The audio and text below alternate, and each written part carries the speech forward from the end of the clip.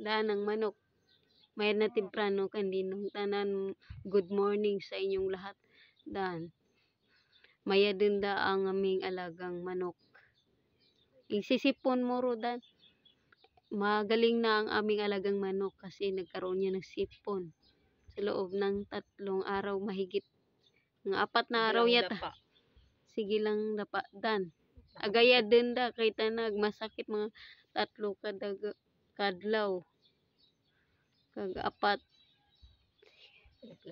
Tapos daning banyusan lang ang langgaw o kung sa Tagalog naman suka ng nyog, suka tuba. Dan.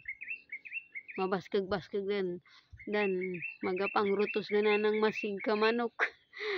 Ibig sabihin po Ang bardagul na naman. Bardagula naman siya sa mga kapwa niya manok kasi siya yung pinakamatanda dito. Healthy na naman, no? Healthy na naman siya.